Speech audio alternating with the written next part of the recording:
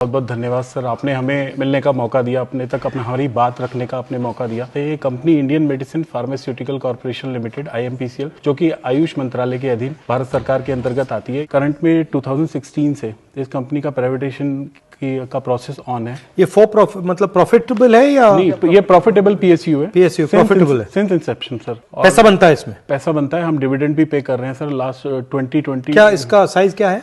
ये अभी सर जो हमारा टर्नओवर है अराउंड 250 हमारा टर्नओवर है 250 CR का, और कंपनी लगातार प्रॉफिट में है सर।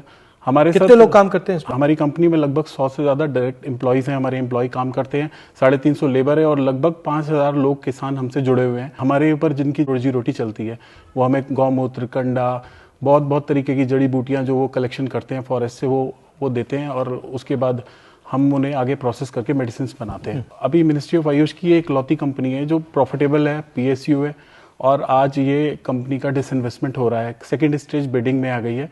सर हमारे पास क्या है, हमारे पास एक 1 पीस ऑफ लैंड है, प्लेन लैंड है, 50 एकर्स अराउंड। वो गवर्नमेंट का लैंड है, अभी वहाँ इंडस्ट्रियल एरिया के अंतर्गत आता है। उसको ऐसी पॉलिसीज बना दी गई हैं कि वो अभी तो फार्मा कंपनी के चल रही है वहाँ पे, और ये फार्मा कंपनी को वो डाइवर्ट करके किसी को भी लीज कर सकते हैं, वहाँ कोई रिजॉर्ट चला या कुछ चला है सर।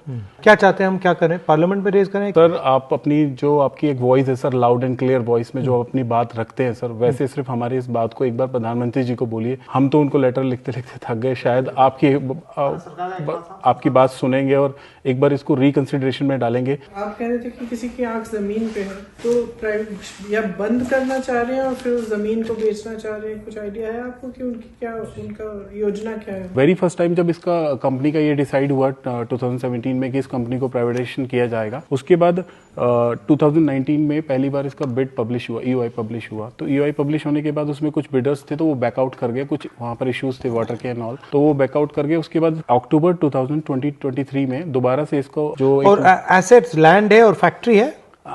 लैंड है पर वो लीज पे है सर, लैंड इंडस्ट्रियल एरिया का लैंड है, वो हमारे पास लीज पर है। बाकी ऐसे 100 ईयर लीज। हाँ, और क्या एसेट्स है? बिल्डिंग्स हमारा इंफ्रास्ट्रक्चर है, प्लांट एंड मशीनरी है, हमारी मशीन है जो हमारे दवाइयाँ हम बनाते हैं, पैकेजिंग की।